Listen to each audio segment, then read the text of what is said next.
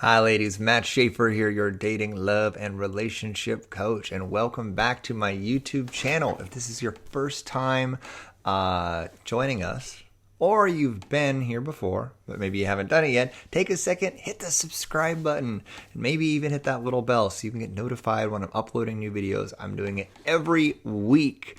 And this one is one I'm really excited about. This is all about the one thing that I see my clients doing and I see women doing every day as I work with them that's really stopping them from fostering deep, meaningful love, deep connection, and trust with men that they want to be in partnership with. All right, so we're going to talk about that and we're going to explore that. So be sure to hang with us till the end. I'm going to try to keep this video pretty brief, so it's not going to take up your whole day, but hang with us till the end because I'll be sure to help you sort of like shift out of doing this and let you know what you should shift into so that you can create that sort of deep, meaningful connection with guys. Deal? All right. Let's do it. So this is the thing. This is the thing that you really got to stop doing if you want to foster deep, meaningful connection. And that thing is projection. Let's make it a little rhyme. Projection kills connection. So what is projection, right? Projection is really interesting because projection is when we take our past experiences and we actually physically project them onto our partner's behavior. So can you think of a time in your own past relationships where that's happened to you? Let me give an example from one of my clients who shall remain anonymous, of course. So this is a client who has been in a relationship with a man for about a year. And prior to that, she was in a marriage that was, deeply traumatic. And she was betrayed by this man at a very, very fundamental level. Okay, and hurt by him very badly. So she's with this new guy who's done nothing but love her and treat her very well for the last year. Okay, so one day they get up in the morning, right? She's spending the night at his place, and he's kind of late for work. His kid is kind of dragging his feet, late for school. He's got a son, and so she's parked behind him, and so he's sort of running around, kind of stressed, and he's like, "Hey, I need you to move your car because I gotta go." And so he was a little short with her. Kind of understandably, right? Given the stress that he was under in that situation.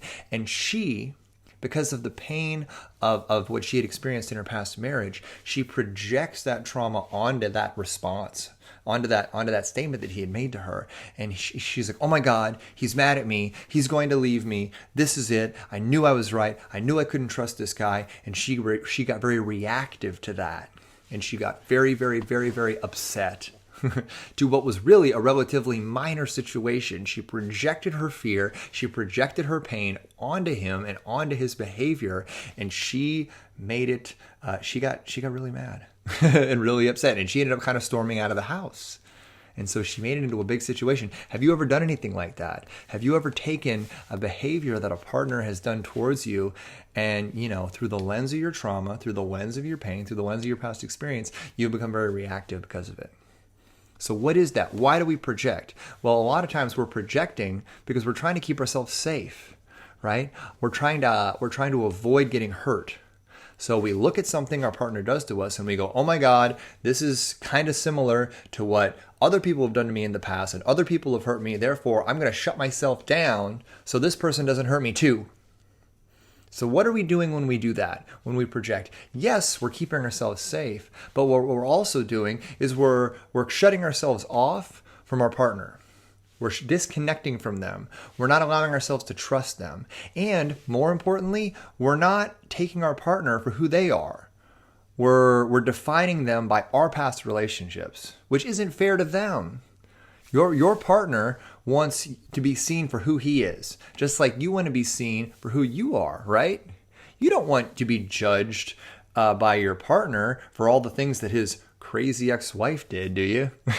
Right? So he wants that same courtesy from you. So when we project, we're not being fair to the person that we're with. And it has a tendency to escalate and blow up situations that shouldn't be that big to begin with. So how do we identify when we're projecting?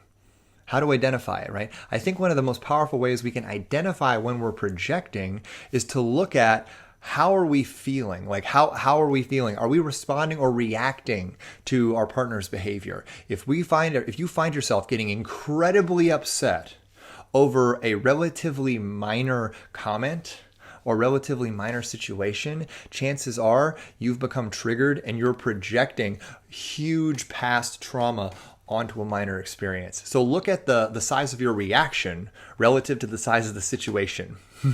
If the reaction is much bigger than the situation, chances are you're projecting something much larger onto it.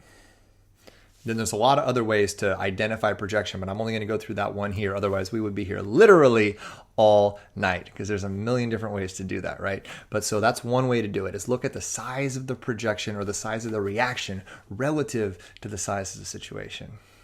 So what do we do? What do we do if we're projecting? So the first thing is to recognize it, to be able to define, oh my gosh, this is me projecting. I need to shift out of this space. And then the next thing to do is to take a deep breath and you get to make a conscious choice in that moment that you're going to choose to respond rather than react. You're going to respond to the situation, and you're going to respond objectively. You're going to respond based upon your relationship with this man, your relationship with this person, your connection with this person. Just because you've experienced trauma in your past doesn't mean that he's going to do the same thing for you. Doesn't mean that he's going to hurt you the same way. This man deserves and is worthy to be taken for who he is in that moment. And you get to have empathy and understanding for him. Like in the situation that my client was in, her husband or her boyfriend was justifiably stressed out. He was late for work. His son was late for school. He was rushing to get everybody out of the house. She was parked behind him. And he just was asking her, a little stressed out, but just asking her just if she could, move her car so that they could get out. And then she got very, very upset, and it blew the whole situation way out of proportion. So what she had to do, what I coached her through, was first off recognizing that she had projected onto him, and then apologized, because this was after the fact, right? So at this point, it was all about cleaning it up. So she got to apologize to him. She went to him and said, you know what? She was vulnerable. And so that's a really powerful way to diffuse a projection situation, is to be vulnerable, especially if it's already happened, and go to your partner and say, you know what? I'm sorry. I was projecting in this situation. You know that I've had experiences in my past. You know that I've had pain in my past. And in that moment, I interpreted your behavior through the lens of my past pain. And I didn't treat you fairly in that situation. And I'm sorry. And you know that I love you. So she chose to respond rather than react to the situation. And you have that choice. You have that power, both when you're in the moment and after the fact. And so because she was vulnerable and she apologized to him and she was vulnerable about where that came from, he was so appreciative to her, it actually allowed them to create an entirely new level of intimacy in their relationship, because he got to have a better understanding of where her pain was. And that's something that I really want to bring this around to, is that, when you find yourself projecting, when you find yourself getting triggered, that's actually really valuable, because it's showing you where you still have pain to work through. And that's pain that you can work through with your partner if you're vulnerable with him, if you're honest with him about what you've experienced. And if you can be vulnerable and you can let him know, hey, so just so you know, what you just said to me, like, the story I made up about it is, that you're about to leave me, and it's brought up all my fears of abandonment because of what I've experienced in my past. So you can take a projection experience, you can take an experience where you're feeling triggered and where you're about to blow up at somebody, but if instead of putting your walls up to try to protect yourself, you put your walls down and you vulnerably share with this person that you're in relationship with, you vulnerably share with your partner, hey, this is how I'm feeling in this moment, and this is helping me understand what I need to work through. Can you support me in that? You can turn a situation that could have been a big, ugly, sort of volatile experience, you can turn it into a healing experience. You can turn it into a deepening of connection with your partner. Isn't that cool? So it all comes down to a choice.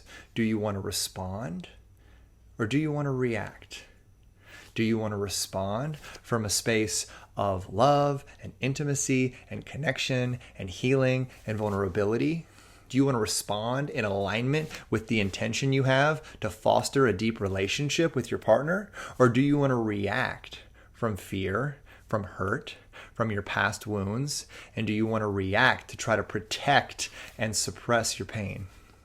The choice is yours. And that's a choice you get to make every day in relationship. That's a choice you get to make in every situation you experience with your partner. And that's why relationship can be either one of the greatest healing and growth experiences of your life, or it can be a traumatic, devastating experience. It's all about the choices you make and whether you choose to respond or react, and whether you choose to trust and take everything your partner says as, on face value for who he is, or whether you choose to project your past pain onto all your, upcoming and current situations. Because when you do that, when you live in a cycle of projection, all you do is perpetuate that pain. And you perpetuate that trauma, because you're going to keep looking for reasons to be right. And you're going to keep bringing in experiences and relationship experiences that are going to keep that trauma cycle going. And it's up to you to interrupt that. So I hope that this helped. I hope that this landed with you. And I'd love for you to share any stories you have around this sort of projection that you do, because we generally have a tendency to project, certain behaviors, like a certain type of behavior or a certain type of statement will trigger us and we'll project onto it. So think about it. What are your projection patterns in your life? What are your projection patterns in your relationship? And what would it look like for you to respond rather than react to those situations moving forward? What opportunities for growth and deeper connection would you have with your partner if you were to let him know where you have a tendency to project? Right? So feel free to share that in the comments, guys. And again, if you haven't subscribed to my channel yet, take a second, hit that subscribe button, hit the little bell, and let me know what else you'd love to hear me talk into, because I am always looking for new topics and I just love talking about this stuff. So have a great night, and I will see you next time on my YouTube channel. Bye-bye.